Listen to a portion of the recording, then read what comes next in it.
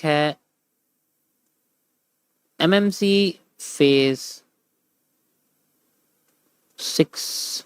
ठीक है, देखो जो फेज 6 है ना ये बहुत छोटा सा है, मतलब फेज 6 ना मैंने पार्ट्स के अंदर डाल दिया। मतलब ऐसा होता है कि जैसे हमारे पास होता है, यहाँ पर मैं आपको कैंडल्स के विक्स और प्रेशर के बारे में बताऊंगा। विक्स एंड जो शेडोज के, प्रेशर नहीं सॉरी, विक्स और शेडोज के कॉन्सेप्ट के बारे में बताऊंगा। इसमें सारी चीजें वही है। ठीक है, ज्यादा बड़ा नहीं है, छोटा सा ही है। ठीक है, फेज का मतलब आप लोग चैप्टर समझ सकते हो। जैसे चैप्टर होता है ना, एक बुक का चैप्टर होता है, तो वो फेज का मतलब होता है किस तरीके से उसका।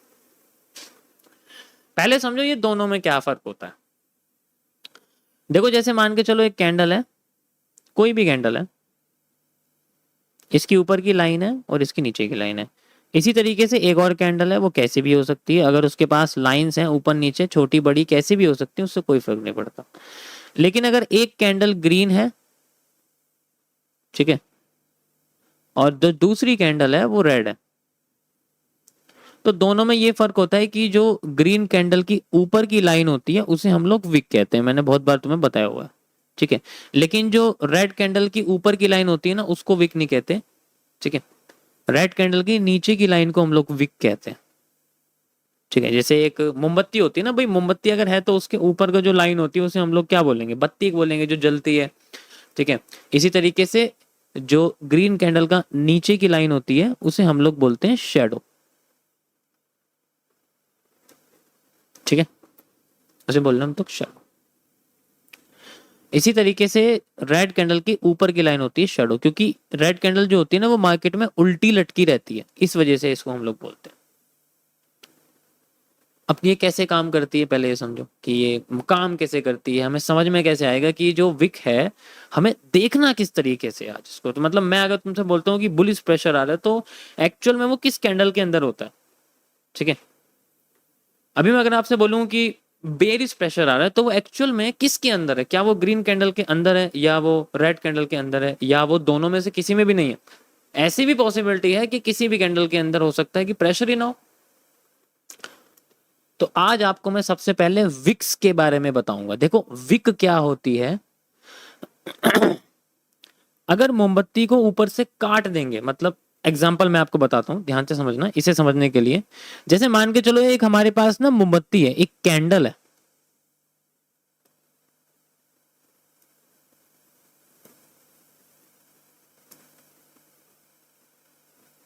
ये हमारे पास एक दिवाली की कैंडल है एंड इसके अंदर एक ना बत्ती होती है, इसको हम लोग बोलते हैं विक।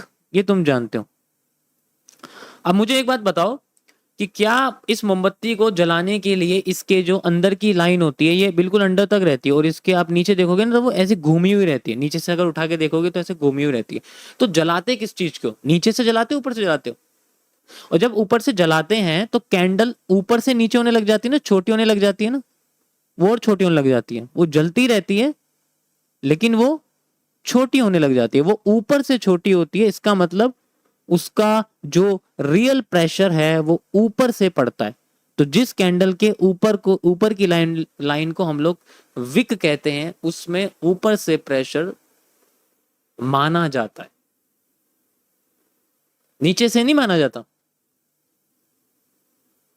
तो अगर मैं हैमर के बारे में, ग्रीन कलर की कैंडल है आपके सामने, ठीक है, और उसकी लाइन ऊपर की साइड बनी हुई है, तो ये तभी छोटी होगी जब इसकी ऊपर से जो चीजें हैं, ठीक है, जो ऊपर से जो चीजें हैं इसकी, वो अपने आप को कैसे लेके जा रही हैं।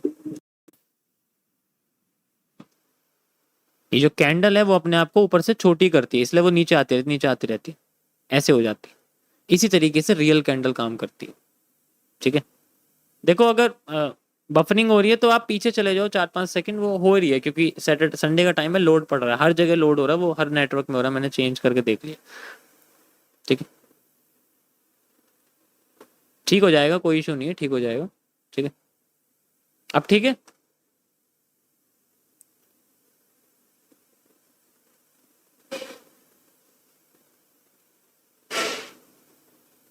कोई बात नहीं, मैं दोबारा समझाता हूँ। अब ठीक है, अब तो नहीं आ रहा। ठीक है, अरे वो हो जाता है, वो बीच बीच में ना हो रहा है, वो एक तो लोड ज्यादा पड़ रहा है ना, लोगों को ज़्यादा जो है अपनी डिस्को वगैरह बजाने आज के दिन, तो नेटवर्क में हो रहा है दिक्कत, ठीक है। बट आप पहले 10-15 सेकंड पीछे चले जाओ स्ट्रीम में, ज़रूरी नहीं है कि आपको बिल्कुल मेरे साथ न्यूज़ के चैनल की तरह रियल टाइम में देखना है, ठीक है। हाँ, तो अगर हम मोमबत्ती को जलाते हैं तो वो ऊपर से छोटी होने लग जाती है, तो इसका मतलब जो होता है प्रेशर जो होता है उसका ऊपर से पड़ता है। अगर हमने नीचे से दिया ना, अगर हमने नीचे से प्रेशर दिया, अगर नीचे जलाने लग गए, ठीक है, अगर हम नीचे से प्रेशर देंगे, हम नीचे जाने लगे, तो मोमबत्ती का वो जलने की नहीं है, जलेगी तो ऊपर से जलेगी ना। तो अगर यहाँ पर अगर मैं आपसे बोलूँ कि एक ग्रीन कैंडल है, ये ग्रीन कैंडल बनती कैसे है? ये नीचे से ऊपर बनती है भाई, ग्रीन कैंडल नीचे से ऊपर बनती है। और अगर हमने इसको धक्का देके नीचे कर दिया, यानी कि इससे इसको नीचे ऊपर से जला दिया, यहां से यहां तक जला दिया, इसका वैक्स निकाल दिया, तो इसके अंदर का एरिया बचेगा एक शेडो वाला एरिया। समझ आया? यानी कि इसमें ऊपर से प्रेशर आ रहा है, ये और भी ज्यादा छोटा होता चला जाएगा। जैसे जैसे इसमें प्रेशर बढ़ेगा, जैसे जैसे इसकी बत्ती जलती जाएगी, ये और भी ज्यादा छोटा होता चला जाएगा, और भी ज्यादा छोटा होता चला जाएगा, और भी ज्यादा छोटा होता चला जाएगा। That is how the bearish pressure works on the candle. जितनी छोटी इसकी बॉडी होगी, उतना ज्यादा मार्केट में ग्रीन कैंडल बेयरिश मूव को दर्शाना शुरू करेगी when they are on the top of the market. Maybe हम कह सकते हैं कि किसी रेजिस्टेंस जोन पर अगर ये चीजें हो रही हैं। दूसरी भाषा में हम इसको, आपको पता ही है कि हम लोग इसको लिक्विडिटी स्वैप भी बोलते हैं, ठीक है। लेकिन मैं अभी लिक्विडिटी के कॉन्सेप्ट पे बात नहीं कर रहा, मैं आपको भी कैंडल्स के विक के बारे में बताऊं। समझ आया? यहां तक समझ आया सबको? पहले बताओ मुझे।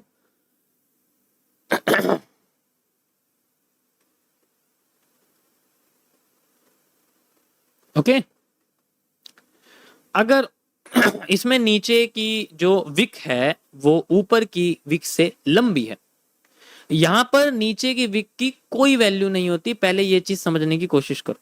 ग्रीन कैंडल के अंदर जो नीचे की लाइन होती है, जो शेडो होती है, उसकी कोई वैल्यू नहीं थी, क्योंकि उसको कोई नहीं देखता, उसको कोई भी नहीं देखता। इसलिए इसीलिए जो मार्केट में हैमर्स होते हैं वो कभी भी मार्केट के बॉटम पे हर बार नजर नहीं आते, वो हमेशा मार्केट के बीच में नजर आते हैं। जैसे मान के चलो बॉटम पे बुलिश एनगल्फिंग काम कर गई, तो वो आएगा नहीं बॉटम पे, वो बाद में आएगा, ठीक है। समझ रहे हो ना मैं क्या कह रहा हूं? वो आएगा नहीं बहुत। इसी तरीके से जैसे मैं आपको समझाता हूं यहां पर कि अगर मान लो कोई कैंडल है और वो उसकी ऊपर की लाइन तो है लेकिन नीचे की लाइन लंबी है, उससे कोई फर्क नहीं पड़ता कि नीचे की लाइन कितनी लंबी है। फर्क इससे पड़ता है कि उसके पास जो प्रेशर है वो है, जो इसके पास जो ऊपर से बेयरिश प्रेशर है वो अभी भी इसके पास लगा हुआ है, कोई दिक्कत नहीं है। अब क्या मार्केट यहां से नीचे जाएगी? It depends on its location. ऐसे कंडीशन में मार्केट में हमें इसकी लोकेशन मैटर करती है कि ये लोकेट कहां पर है, इसकी लोकेशन कहां पर। रेजिस्टेंस पे है तो हैमर डिस्काउंट के बेसिस पे काम करेगा। अगर ये रेजिस्टेंस पे है तो it will work as a discount. ये कोशिश करेगा कि किसी भी तरीके से मुझे और अच्छा खासा मूव मिल जाए, यानी कि अपनी डिमांड से ज्यादा डिमांड मांग, ठीक है।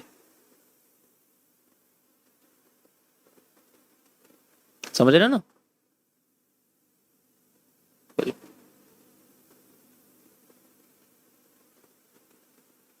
अब इसी तरीके से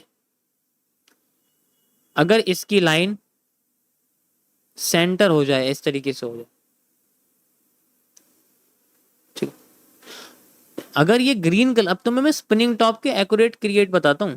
अब मैंने तुमसे बोला था कि स्पिनिंग टॉप जो होता है वो डुअल डायरेक्शनल होता है, लेकिन अगर उसका कलर के बेसिस पे मैं बात करूंगा ना, तो वो डुअल डायरेक्शनल नहीं होगा, ठीक है। वो डुअल डायरेक्शनल नहीं होने वाला, वो डिपेंड करेगा अपनी लाइन के ऊपर। वैसे दोनों लाइन सेम है, लेकिन प्रेशर तो ऊपर का है ना, ऊपर का कंसिडर करते हैं ना प्रेशर तुम लोग। 80% कंडीशन में नीचे की साइड क्लोजिंग करती है मार्केट, ठीक। समझ में आ रहा है ना क्या क्या? ऐसी तरीके से रेड कलर का। तो विक्स में जब भी हम लोग बात करते हैं मार्केट में, जब भी ऐसा कुछ होता है तो बेसिकली वो अपने आप को छोटा करने लग जाती है। मतलब जैसे ऊपर जा रही है तो आपने देखा होगा कुछ ऐसी सिचुएशन वो क्रिएट करती है, जस्ट लाइक जैसे ऊपर जा रही है कोई दिक्कत नहीं है। अब उसमें क्या होता है कि जो उसकी बॉडी है वो धीरे धीरे करके नीचे कम होती है, ऊपर लंबी होने लग जाती है, और बॉडी डिके होने लग जाती है ऊपर से। इस तरीके से उसकी बॉडी छोटी हो जाती है, उसकी लाइन लंबी हो जाती है, एंड देन अगर मार्केट चाहे तो वो पहले अपने आप को नीचे लेके जाती है इस तरीके से एकदम, और फिर बाद में अपने आप को नीचे लेके आती है, फिर ऊपर जाती है, फिर ऊपर जाती है, फिर ऊपर जाती है, फिर एकदम नीचे लेके आ जाती है। ठीक है, इस कंडीशन में वो इस तरीके से काम करती है, क्योंकि अगर उसकी बॉडी उसकी शेडो से छोटी होती जा रही है और छोटी होती जा रही है और छोटी होती जा रही है, इसका मतलब यही है कि कैंडल बहुत तेजी से जल रही है ऊपर से। इसका मतलब ऊपर से प्रेशर आ रहा है, और ऐसा कई कई सारी कैंडल के साथ होता है, तो मूव बहुत अच्छा आ जाता है। मूव जो होता है वो बहुत अच्छा आ जाता है मार्केट का।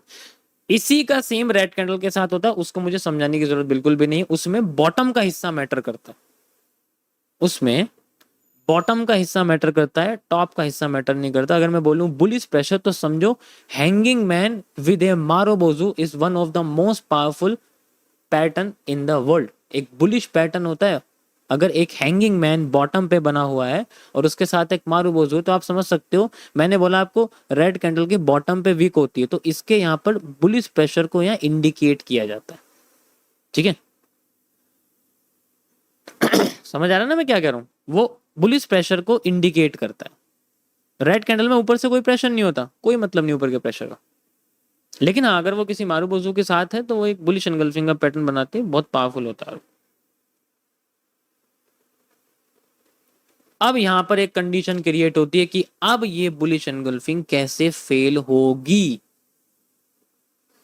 मैंने इसके बारे में नहीं बताया तुम्हें अभी तक।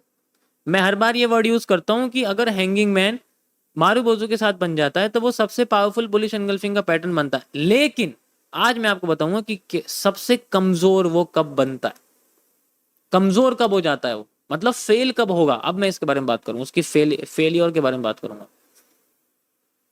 ठीक है, फेल वो तब होगा अगर उसके जो मारुबोजू है, ये तो हमारे पास हैंगिंग मैन है, अगर जो उसका मारुबोजू है वो ऊपर से गल जाए, डिके हो जाए।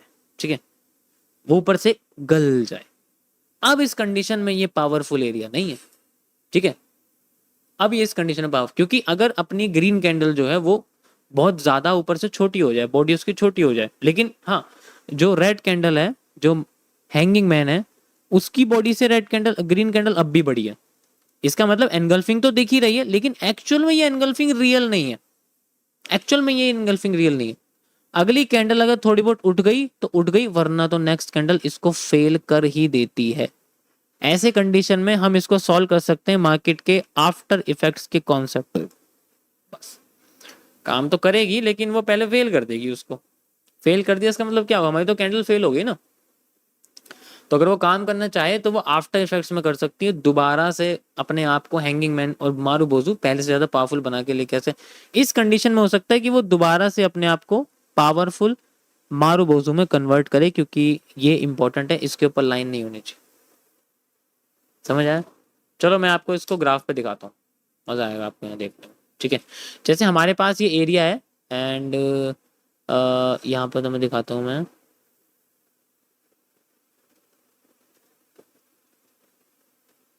फर्क दिखाता हूँ तुम्हें, फर्क। You can see hanging man with a marubozu, this is known as the stuffed candle. ठीक है, स्टफ्ड कैंडल। तो इस पैटर्न का नाम है, आपको बताया तो मैंने बताया नहीं, सॉरी। तो जब ये पैटर्न बन जाता है इसको हम लोग इसको this is not as the bullish engulfing, मेरी डायरी में मैं इसको बुलिश एंगल्फिंग नहीं कहता। इस पैटर्न का नाम है स्टफ्ड कैंडल्स।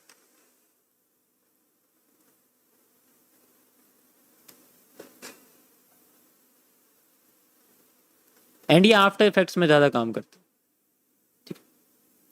समझ आया इनका नाम? इनका नाम होता है स्टफ्ड कैंडल। मैं आपको दिखाता हूं, इसमें सिर्फ ग्रीन कैंडल की जो विक है उसके बेसिस पे कितना बड़ा धोखेबाजी हो जाती है। आप देखो देखो, फेल करते ही मार्केट अपने आप को ऊपर लेके चली गई। बुलिश एंगल्फिंग ही आई है, लेकिन अगली बार देखो वो कैसी आई है, जो मारूबोजू बनी है वो कितनी अच्छी बनी है, मतलब वो पूरी है, वो ऊपर से उसके अंदर कोई भी लाइन नहीं है, वो बिल्कुल क्लियर है। इसी तरीके से आप यहाँ देखो, यहाँ पर मारूबोजू ऊपर से जो है वो दबी हुई नहीं है, वो ऊपर से गली हुई नहीं है, नीचे से गली हुई है, उससे कोई फर्क नहीं पड़ता। हमारी मोमबत्ती की नीचे से बत्ती निकाल दी, उससे कोई मतलब नहीं है उस चीज से। और वो जो ग्रीन कैंडल, वो रेड कैंडल है, वो अब शूटिंग स्टार बन गया, वो फिर भी यहाँ पर हमारे लिए काम करेगा क्योंकि वो पहले काम कर चुका है। यहां पर सारा फोकस अब मारूबोजू के ग्रीन कैंडल के ऊपर की विक के ऊपर डिपेंड करता है, ठीक है। This is called the failure of A bullish engulfing pattern. ये बुलिश एंगल्फिंग पैटर्न कब फेल होता है, ये उसका एक तरीका है, किस तरीके से वो फेल होकर हमें दिखाता है। इसी तरीके से आप यहां देख सकते हो, ये देखो कितना बढ़िया हैंगिंग मैन है, लेकिन ऊपर से कैंडल को जला दिया गया है, मार्केट अपने आप को नीचे ली, ठीक है।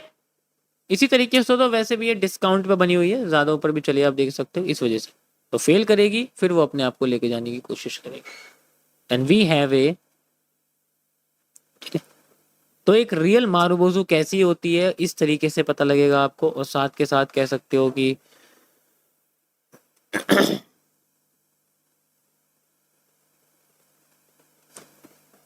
समझ आया यहां तक लोगों को सबको?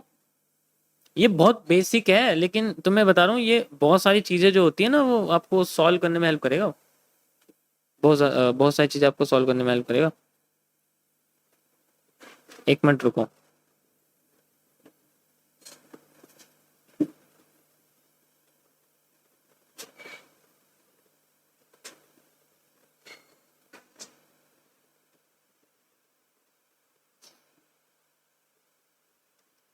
ओके, साउंड आ रहा है मेरा?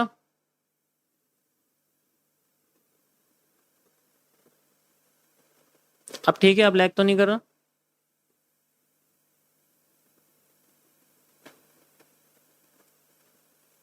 देखो मैं पता है, मैं तुम्हें एक बात बताता हूँ, होता क्या है कि ना कैंडल्स के कॉन्सेप्ट के अंदर ना जो है, जो फेलियोरिटी है वो बहुत ज्यादा होती है, मतलब हमें अपने आप को बचाना सबसे पहले सीखना पड़ेगा।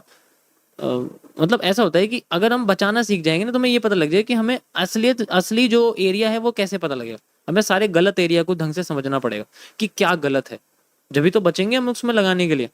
जो सही है वो तो पता ही है सबको भाई सही है, जो गलत है उसको पहले हमें आइडेंटिफाई करना पड़ेगा, वो ज्यादा इंपॉर्टेंट, इसलिए मैं तुम्हें इसी में गलत के बारे में बता रहा हूँ। अब जो दूसरा कॉन्सेप्ट है वो सुनो ध्यान से, वो किस तरीके से काम करता है। यहां तक सबको समझ में आ गया, क्लियर हो गया ना बिल्कुल?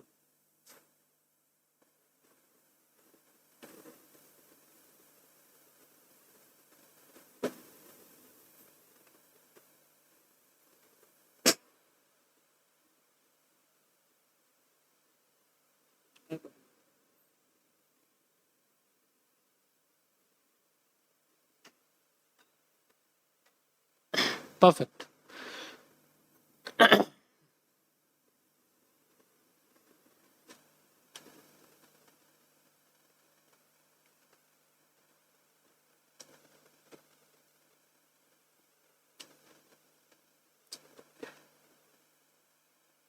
ठीक है,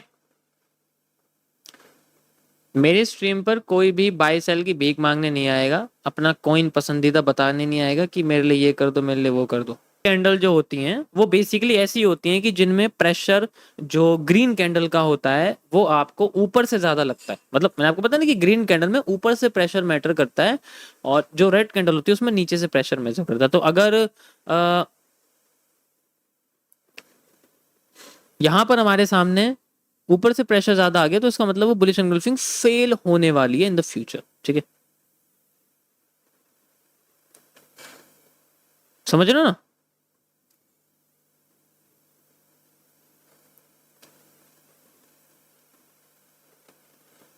अब समझो, तो मैं दूसरा कॉन्सेप्ट बताता हूं इसी के बेसिस पे, एक नए कैंडलस्टिक पैटर्न के बेसिस पे। अब नया कैंडलस्टिक पैटर्न समझो क्या होता है, ध्यान से समझो, ठीक है।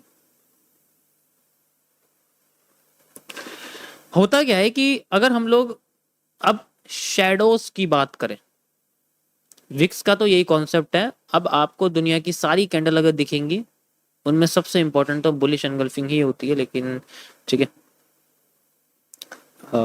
यहाँ मैं आपको बताने वाला हूँ दूसरा शेडोज के कॉन्सेप्ट के वजह कि हमें शेडोज कैसे पता लगेगी ये होता क्या है।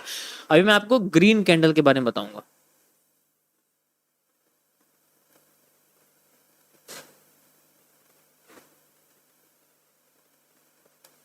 ये कैसे होती है, ग्रीन कैंडल्स के अंदर कैसे होता है। तो जो इनकी लोअर लाइन होती है, जो लोअर लाइन होती है उसको हम लोग क्या बोलते हैं, शेडो बोलते हैं। ये मैंने तुम्हें बता ही दिया अभी, समझे ना। जो लोअर लाइन होती है उसे हम शेडो बोलते हैं। अब भाई जिसको नेटवर्क इशू लग रहा है, मैं अब भी कह रहा हूँ पीछे चले जाओ, 10-15 सेकंड पीछे चले जाओ, वहाँ कोई दिक्कत नहीं होगा, ठीक है। अब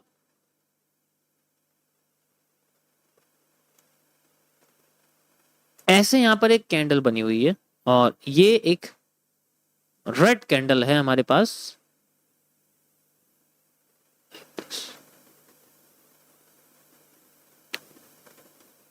ये एक रेड कैंडल है हमारे सामने। अब इसके अंदर हम इसको क्या बोलते हैं, हम इसको बोलते हैं एक हाई विक हैंगिंग मैन, ऐसे बोलते हैं हम लोग इसको, हाई विक हैंगिंग मैन इसको हम लोग बोलते हैं, ठीक है। अब इसके अंदर मैंने आपको बताया कि जो नीचे का हिस्सा होता है हम उसको शेडो बोलते हैं, जो नीचे की लाइन होती है उसको हम लोग सॉरी विक बोलते हैं, शेडो नहीं बोलते, विक बोलते हैं। This is known as the Wick.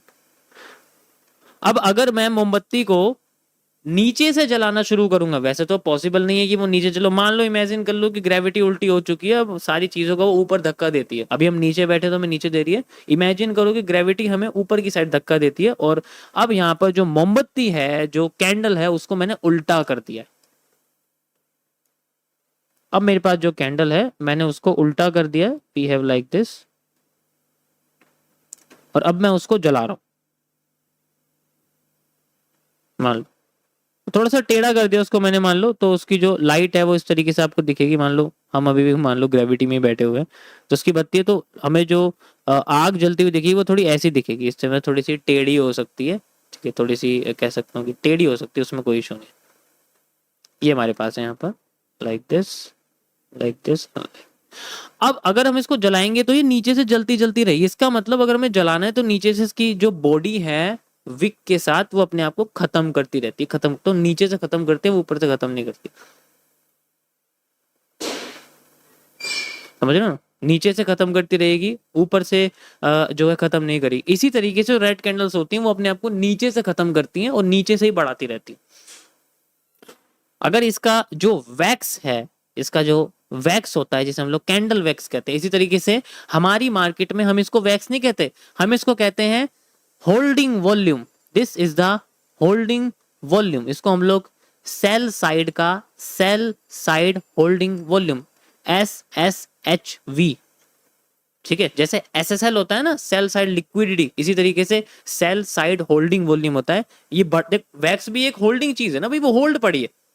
Wax क्या है, अगर मैं तुम्हारे सामने पूरी मोमबत्ती आगे रगी कर दूंगा जो पूरी भरी पड़ी है और ऊपर की साइड उसकी बत्ती छोटी सी, तो मैं कितना अच्छा लगेगा कि यार मेरे पास कितना सारा वैक्स है, पूरा भरा हुआ है, मैं आराम से इसको जला सकता हूँ, पूरी रात मेरी बीत जाएगी, मैं पढ़ भी लूँ। लेकिन अगर मैं इसको आधा कर दूंगा, इतना कर दूंगा, तो तुम्हें क्या लगेगा, इसके अंदर तो वैक्स ही नहीं है, इसके अंदर तो बॉडी नहीं है, होल्डिंग वॉल्यूम, मैं इस पर यकीन कैसे कर लूँ कि पूरी रात मेरी बिता देगी। इसी तरीके से कैंडल्स के साथ होता है, हम कैंडल्स की छोटी बॉडी पे यकीन नहीं करते कि वो अपने आप को नीचे या ऊपर लेके जाएगी, ठीक है। अब यहां पर जो हैंगिंग मैन बना हुआ है ये ऐसी काम करता है। अगर ये बॉटम पे है ना तो इस पे कोई भी यकीन नहीं करेगा कि ये अपने आप को नीचे लेके, क्योंकि उसके पास बॉडी नहीं है इतनी बड़ी। हाँ अगर यहाँ मारू बोझू है तो वो अलग बात होती है, ठीक है ना। तो इसी तरीके से ये काम करता है। तो अब अगर हमारे पास जो इसके बाद जो कैंडल है, अगर मान लो इसके बाद जो हमारे पास कैंडल है या इससे पहले वाली जो कैंडल है हमारे पास, ठीक है, यस यस, एक ऐसी कैंडल बनी हुई है हैंगिंग मैन वाली, लाइक दिस, हमारे सामने लाइन है, ऐसे वाली हमारे पास लाइन बनी हुई है, ठीक है, रेड कैंडल है। और उसके बाद हमारे पास जो अगली रेड कैंडल है वो ऐसे बनी हुई है, मान लो इस तरीके से बनी हुई है। तो ये तो बहुत अच्छी हमारे सामने एक आप कह सकते हो कि बेरिश एनगल्फिंग तो नहीं कहेंगे हम इसको, लेकिन एक हैंगिंग मैन का बढ़िया सा मूव दिखेगा कि वो अपने आप को नीचे लेके जा रही। लेकिन अगर इस कैंडल ने अपने आप को नीचे से जला दिया, इस रेड कलर की मारू बोजू ने, ये जो रेड मारू बोजू है, ठीक है, अगर इसने अपने आप को नीचे से जला दिया तो हैंगिंग मैन की पावर यहीं समाप्त होने लग जाएगी थोड़ी थोड़ी देर बाद, बिल्कुल उसी तरीके से जैसे कि हैमर की समाप्त होने लग जाती। हैमर के बाद अगर ग्रीन कैंडल आती हो जाए या हैंगिंग मैन के बाद ग्रीन कैंडल आती हो जाए तो उसी तरीके से होता। तो ये अगर नीचे से अपने आप को जला दे और इसके अंदर एक लाइन निकल के आ जाए, इसका मतलब हैंगिंग मैन अब कमजोर हो चुका है, आगे जाके अपने आप को रिवर्स कर देगा। हमें ट्रस्ट नहीं होता ना फिर बाद में। वैसे ही वो छोटी बॉडी वाला है, ऊपर से फिर ऐसे कर दिया, ठीक है। ये होने के 80% चांस होते हैं। देखो हर चीज तो 100% नहीं हो सकती, ये तो आपको पता ही है। अब मैं आपको इसको चार्ट पे दिखाता हूँ, ठीक है, कैसे ये चीज काम करते हैं, हम लोग कैसे समझेंगे इस चीज को। जैसे एग्जांपल के लिए ऐसा होता है, ये देखो अगर मैं आपको दिखाऊं, ये आपके सामने है, अभी फिलहाल के लिए ये ग्रीन कैंडल इग्नोर कर दो, आपको इससे कोई मतलब नहीं, इसे हटाओ यहाँ से। सो अगर मैं आपसे बोलूं एक ये हैंगिंग मैन है, रेजिस्टेंस पे बना हुआ है, बहुत अच्छी बात है। उसके बाद एक रेड कलर की पूरी भरी हुई मारूबोजू आती है, and that is one of the best pattern हमारे सामने रिवर्सल का होता है कि एक हैंगिंग मैन के साथ एक बड़ी सी मारू। अब इस दोनों पैटर्न्स को हम लोग क्या कहते हैं, आज तुम्हें इसका नाम बताऊंगा। अगर तुम्हारे सामने पैटर्न बन गया तो मैं कैसे आइडेंटिफाई करोगे कि how we can identify the pattern where the market is making the same move just like a bearish engulfing make. जैसे कि एक बेरिश एनगल्फिंग मूव बनाती है, इसी तरीके से कैसे बनाती है। तो अगर आपके सामने कभी फ्यूचर में एक हैंगिंग मैन बन जाए और उसके बाद एक रेड कलर की मारूबोजू बन जाए एट दी रेजिस्टेंस, ये चीज आपको याद रखनी है। कैंडल की लोकेशन हमेशा मैटर करती है, बेशक वो कितनी सुंदर क्यों ना हो, ठीक है। तो ये आपके सामने क्या है, this is a red marubozu, ठीक है, and this is a hanging man, ठीक है। क्या कह रहे हो, ये अलग है, ये आपका जो है ना, ये अलग है। ये 2CP का एक पैटर्न है, जैसे कि मैं आपको बताया ना मैंने स्टफ्ड कैंडल्स के लिए, ये स्टफ्ड कैंडल नहीं। यस, इन कैंडल्स को मैंने नाम रखा हुआ है transitions. These are the transitions candle. इसी तरीके से आपकी ग्रीन कैंडल भी होती है, ऐसा नहीं कि ग्रीन भी नहीं होती। जैसे एक हैमर आपके सामने बना हुआ है, ठीक है, और उसके बाद एक ग्रीन कलर की मारूबोजू बनती है, ये भी उसी तरीके से काम करेगी, उसमें भी कोई दो राय नहीं है।